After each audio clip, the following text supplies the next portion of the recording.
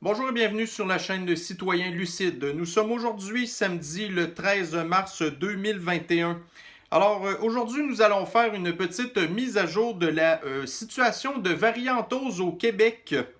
Alors ce que je fais présentement c'est tout simplement une espèce de petite revue de presse des choses que j'ai publiées sur ma page Citoyens Lucides, ok? On va discuter un petit peu de certains points, puis après ça, on viendra à qu'est-ce qui est en train de se passer présentement à ma gauche. Dans les choses que j'ai partagées très récemment, en fait, bon, alors nous avons ici une nouvelle qui a été publiée par le CBC.ca qui nous dit que plus d'1 milliard de masques, de gants, de serviettes en tout genre dans la ville de Vancouver, envoyés dans les vidanges. Alors, ça, c'est juste la ville de Vancouver. Alors, imaginez-vous comment est-ce que cette espèce de situation, de mesures sanitaires-là va avoir créé des problèmes au niveau, là, au niveau des vidanges, là, en fait, des déchets qui sont en rapport avec les masques et tout ça. Il n'y a pas de ça à peu près un an. Il y a plusieurs villes au monde qui ont empêché là, la distribution des sacs de plastique, par exemple, à l'épicerie ou n'importe quoi. Sous prétexte que c'était mauvais pour l'environnement, eh bien, on a remplacé ça par des masques qui servent absolument à rien en plus, qui sont très dangereux pour l'environnement. Normalement, des masques dans les hôpitaux, c'est supposé être envoyé dans des déchets biohazards qu'on appelle, là, et ils sont supposés être brûlés, alors que là, on envoie ça dans les vidanges. Mais tu sais, la COVID, c'est tellement dangereux que, tu sais, veut dire... Alors, bon, ça, c'est le premier article ridicule que j'ai trouvé. Ensuite, un autre article que j'ai réussi à trouver de Twitter, en fait. Alors, écoutez, je ne sais pas quelles sont la légitimité de ces images-là, mais on voit ici toutes sortes de personnes qui sont enfermées dans des espèces de cages, là, des espèces de bunkers avec une ouverture dans la porte qui est juste assez grande pour sortir leur tête. Et on voit ici l'article dit quiconque entre en contact avec une personne testée positive au COVID-19 est obligé de vivre dans ce centre de quarantaine pendant 3 semaines à ses propres frais. Alors, bravo la Chine. On aime ça le modèle communiste qu'on essaye d'implanter ici au Québec avec toutes sortes de crédits sociaux, la surveillance de la population et toutes sortes de choses qui s'en viennent tranquillement pas vite, OK? Le vaccin, le passeport vaccinal et toutes sortes de choses comme ça. Alors, ici, un autre article de l'actualité qui dit « Le télétravail pourrait menacer la santé veineuse ». Ben oui, parce que les gens sont assis à longueur de journée. Alors, c'est pas très bon, ça, pour la circulation. Mais c'est pas grave. Des gens comme François Legault se disent que la nouvelle réalité, entre autres pour leurs fonctionnaires et tout ça, c'est d'encourager le télétravail mur à mur. Alors, c'est pas grave. Donc, menacer la santé veineuse, ça veut dire quoi? Ça veut dire des possibilités de phlébite, de thrombose, d'AVC, de caillots dans le sang, toutes sortes d'affaires de même qui peuvent provoquer des problèmes de santé, dont entre autres l'obésité, parce que les gens à cette heure, ils font plus rien. Alors, c'est ça. Ben, bravo encore la nouvelle réalité. On a ici le gouverneur de la Floride, donc DeSantis, qui dit que Biden parle, lui-là, de peut-être renforcer les lockdowns puis de shutdowner et toutes les affaires. Ben, DeSantis, lui, il dit ben, vous toucherez pas à la Floride, c'est bien de valeur, mais nous, là, des shutdowns puis des lockdowns puis des affaires de même, là, il n'y en aura plus dans notre État. Parfait. Fait qu'il y a très possibilité là, que ça va être la même chose au Texas et dans tous les autres États républicains là, qui présentement sont en train de laisser tomber les mesures sanitaires et toutes ces choses-là. Et d'ailleurs, il y a plusieurs États démocrates aussi là, qui font la même chose. Ensuite de ça, donc, nous avons ici un article du Le Devoir. Combien de personnes sont-elles réellement décédées de la COVID-19? Bon, alors, pour les citoyens lucides, vous le savez, écoutez, avec les comorbidités, le Québec a fait pire que partout, les tests PCR, pas d'autopsie, rien de ça, blablabla. Bla, bla, bla. Donc, on a ici le journal Le Devoir qui remet en perspective un petit peu les chiffres que le gouvernement nous a donnés. Bon, alors nous, on les connaît déjà, mais c'est pas grave. Ça reste quand même que Le Devoir, c'est un journal qui est lu beaucoup par des gens de la gauche, là, et qui est un journal qui est quand même intelligent, même si on n'est pas d'accord avec la plupart des choses qu'ils disent. Alors tant mieux, bravo à ces médias-là qui commencent à dire la vérité. Ensuite, on a ici un article très étrange du Daily Mail qui dit que le paradoxe de la COVID en Floride. Alors, malgré le fait que les mesures sanitaires sont tombées, qu'il n'y a pour ainsi dire pas vraiment de distanciation en Floride, un petit peu comme en Suède présentement, eh bien, malgré ça, et la présence des variants de COVID là, de l'Angleterre, en fait, là, le variant anglais, eh bien, les cas continuent à baisser, les morts continuent à baisser aussi aux États-Unis. Alors, il y a des chercheurs qui commencent à se gratter la tête, qui ne comprennent pas comment ça se fait, parce qu'à la base, c'était des personnes qui faisaient partie des collapsologues, qui nous annonçaient que tout allait exploser, que les variants sont donc bien dangereux et contagieux et tout ça. Bon, alors, on voit ici que dans les États où il n'y a plus bien de mesures, eh bien, écoutez, l'académie et la variantose, ça a l'air que ça colle pas plus qu'il faut là-bas. Ensuite de ça, nous avons ici... OK, donc il y avait hier un live de Dan Pilon. Alors, Dan Pilon, c'est un YouTuber de Montréal que je ne suis pas particulièrement, mais hier, écoutez, il a fait un live avec plusieurs YouTubers et personnalités de la région de Montréal qui sont très en vue concernant la crise sanitaire qu'on vit présentement. Alors, voyez-vous, là, il y a de ça peut-être quoi, 5-10 minutes, là, j'ai fait un screenshot du nombre de vues qu'il y avait de son live d'hier. Et voyez-vous, il y avait eu 14 000 visionnements de son live d'hier. Alors, on voit qu'il y a des gens qui sont extrêmement intéressés à savoir qu'est-ce qui se passe présentement. OK? Alors, ça, c'était quelque chose que j'avais trouvé intéressant. Un autre truc aussi, alors on a ici notre Justin Trudeau qui, écoutez, c'est pas vraiment le symbole de la stabilité mentale, mais il avait quand même dit ici quelque chose que j'avais trouvé intéressant dans le Toronto Sun, comme quoi que lui, il n'était pas vraiment convaincu que le passeport vaccinal pour la COVID-19, que c'était vraiment une bonne affaire et très équitable, OK? Alors, écoutez, je ne sais pas où est-ce que ça va aboutir, cette affaire-là, mais on voit que de plus en plus en Europe, là, ils sont vraiment plusieurs pays en train de vouloir implanter cette affaire-là. Là. Mais si Justin Trudeau s'en tient à ça, parce qu'il ne faut pas oublier une affaire, OK? Il y a une grosse partie de l'électorat de Justin Trudeau que c'est des ethnies, des multiculturels, toutes sortes de personnes qui sont d'autres cultures que nous, OK? Et évidemment, c'est sûr que dans ces cultures-là, des obligations de ce genre-là, ça passe pas pantoute, OK? Déjà, l'histoire là, du contrôle des frontières avec les camps COVID dans les hôtels, là, ça passe pas du tout dans l'électorat de Trudeau, là. Alors, en tout cas, bref, au moins, j'ai trouvé ça intéressant de voir que Trudeau avait dit ça. Une autre affaire encore dans le Daily Mail, OK? Nous avons ici que la distanciation sociale dans les écoles entre les enfants, qu'elles soient de 6 pieds ou de 3 pieds, donc de 2 mètres ou de 1 mètre, ça n'a absolument aucun impact sur les cas de contamination du virus, OK? Alors, nous, ici au Québec, bien sûr, il fallait qu'on fasse pire que d'autres. Donc, nous avons décidé que la distanciation sociale était de 2 mètres chez nous, alors qu'en France, par exemple, elle est de 1 mètre. Alors, donc ça, ce que ça veut dire, c'est que la distanciation d'1 mètre, ça serait suffisant.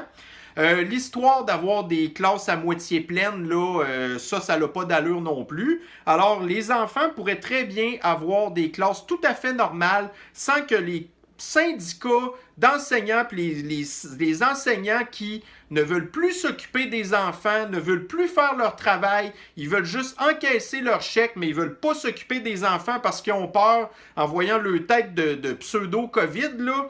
Alors donc, nous avons ici une étude scientifique qui nous confirme que la distanciation sociale, ça n'a absolument aucun impact sur la contamination.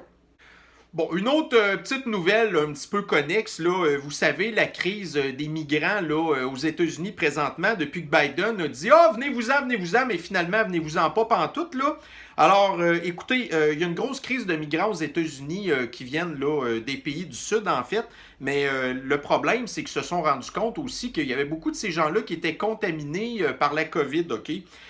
Puis là, c'est très certainement aussi des variants qui n'ont pas nécessairement aux États-Unis.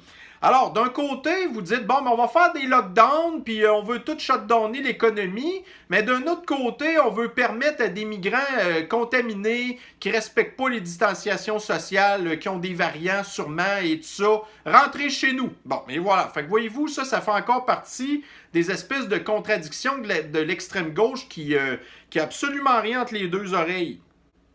Un autre truc que j'ai vu aussi, alors c'était partagé par TVA Nouvelles, qui nous dit Centre de services scolaires, le tiers du personnel professionnel syndiqué songerait à partir.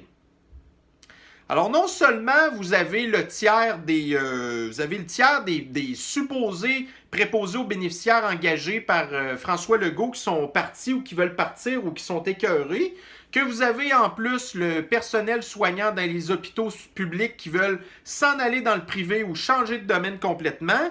Là, vous avez des professionnels de l'enseignement qui sont supposés être là pour apprendre et surtout aider plus que jamais les enfants qui ont des problèmes d'enseignement, d'apprentissage, de comportement, de retard, de maladies mentales, de toutes sortes d'affaires. Donc, ce personnel-là est plus nécessaire que jamais, mais ils les ont tellement écœurés que là, t'en as le tiers qui veulent s'en aller. Bravo! Alors, ça, c'est une autre affaire qui fait que, éventuellement, on est mal parti avec la nouvelle réalité de François Legault, OK?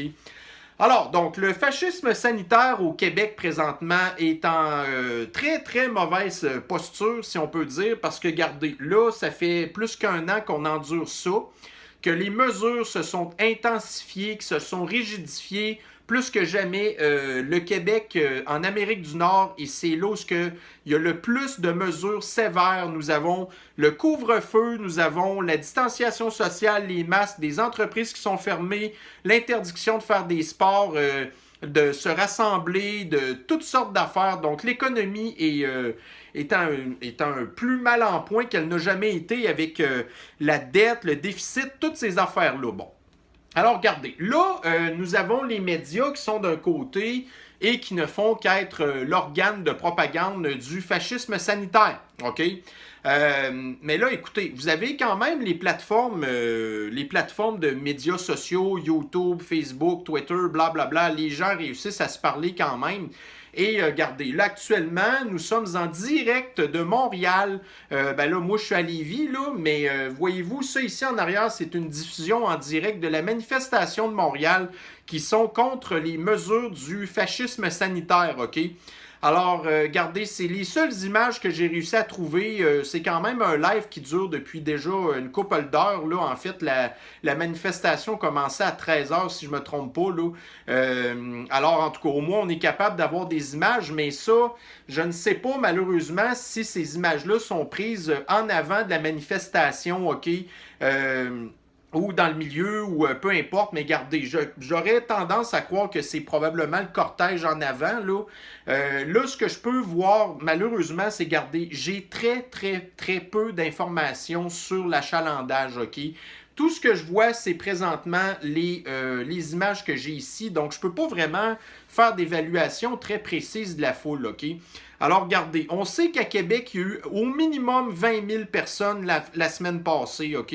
Là, on sait que le bassin de Montréal est beaucoup plus gros, OK? Montréal est présentement encore en zone rouge, donc c'est sûr que la population est encore plus échaudée que celle de Québec. Celle de Québec, la semaine passée, c'était surtout pour la reprise des sports pour les jeunes, alors que celle-ci, cette manif-là, elle ratisse beaucoup plus large, OK? Donc, gardez-moi des images que je vois. C'est sûr que on ne peut pas se tromper en disant qu'il y a plusieurs milliers de personnes, OK? Mais je ne peux pas vous dire, y a-tu 10, 20 000? Je ne le sais pas. Il y a plusieurs milliers de personnes. Alors, si vous avez les médias qui vous disent plusieurs centaines de personnes, là, regardez, c'est clair que non, là. Mais bon, en tout cas. Alors, écoutez, c'est sûr que je ne suis pas en personne présentement. Par contre, je peux vous dire aux personnes qui sont à Montréal présentement que de mon côté, je suis avec vous de tout cœur, que je fais la vidéo aujourd'hui un petit peu pour vous dire, regardez, les raisons pourquoi que vous êtes là présentement, ben écoutez, je vous en ai énuméré quelques-unes là, juste précédemment. Puis ça, voyez-vous, ce sont des nouvelles que j'ai prises qui datent de ça il y a 2 jours à peu près. Puis encore là, j'en ai trié plein, OK? Mais s'il avait fallu que je fasse une espèce là, de rétrospective de toutes les nouvelles qui font qu'aujourd'hui, on est rendu là présentement, écoutez, j'en aurais pour des années, OK? À faire des lives, là, parce que ça n'a aucun bon sens, là. Fait que tout ça pour vous dire que, regardez, malgré mais certaines divergences d'opinion que j'ai très souvent par rapport aux Montréalais, la ville de Montréal, le genre de choses qui se passent là-bas. Moi, écoutez, je ne suis pas quelqu'un qui est un citadin, un métropolitain ou, tu sais, j'adore, je suis pas, tu sais, je suis pas un gars de la gauche, là, moi, là, tu sais. Fait que c'est sûr que ce qui se passe dans les villes, j'aime pas ça. Fait qu'à la base, tu sais, j'ai jamais vraiment aimé Montréal, tout ça. Mais écoutez, je pense que là, dans la situation où on est rendu maintenant, il y a une fraternité qui s'est développée dans les solitudes, là, qu'on pourrait dire. Là, et je peux dire aujourd'hui que je suis extrêmement fier des Montréalais. Je suis en arrière de vous à 100 000 %. Je suis content que vous soyez mobilisés aujourd'hui pour affirmer que vous aussi, vous êtes vraiment tannés de ce qui se passe dans votre ville, que vous avez hâte que la vie reprenne un semblant de normalité, OK? Que le gouvernement nous entende, que la mairesse Plante aussi, qui depuis le début, elle est pro, écoutez, elle est pro, mais de toute façon, écoutez, elle fait partie des déconnectés. Une des raisons qui fait pourquoi que j'aime pas Montréal, c'est parce que c'est la mairesse de Montréal, c'est une radicale de l'extrême gauche, puis les Montréalais, ils ont voté pour elle. Fait que, tu sais, je peux pas faire autrement que de dire, écoutez, tu sais, en tout cas. Mais là, les gens commencent à être tannés, là. Fait que c'est ça. Donc, c'était un petit peu la vidéo que je voulais faire aujourd'hui. Parce que les médias, ils n'en parlent pas. J'ai eu beaucoup de misère à réussir à tomber sur ce live-là, OK? Les recherches sur Facebook, c'est pénible. J'ai rien trouvé sur YouTube, tout ça. Puis là, je me dis que pour la postérité, c'est important qu'on soit capable de pouvoir trouver de l'information que oui, il y a des gens qui sont fâchés, que c'est pas tout le monde qui est un varianto anxieux, OK? Alors, vous savez, avant, je parlais des covido anxieux parce que les gens avaient peur de la COVID, mais la COVID, les amis, elle n'existe plus, OK? Depuis l'automne passé, ce qu'on a présentement, c'est des variants de la COVID, donc c'est des modifications, des mutants de la COVID, et tout ça, ça s'est transformé en variant. Ce qu'on vit présentement, c'est une variantose et les gens qui ont peur de la variantose sont des variantos anxieux. Alors, ce n'est covido-anxieux, ça n'existe plus. La COVID n'existe plus. Maintenant, nous vivons la variantose, OK? Alors, mes chers citoyens lucides, eh bien, regardez, je suis content d'avoir virtuellement un petit peu participé à la marche de Montréal. Alors, moi, je n'ai pas l'intention d'arrêter mon live tout de suite, là. Mais pour ce qui est au niveau de la capsule d'aujourd'hui, eh bien, c'est ça qui est ça. On se reprend sur une prochaine et je vous souhaite une bonne fin de semaine. Bonne journée à vous. Bye bye.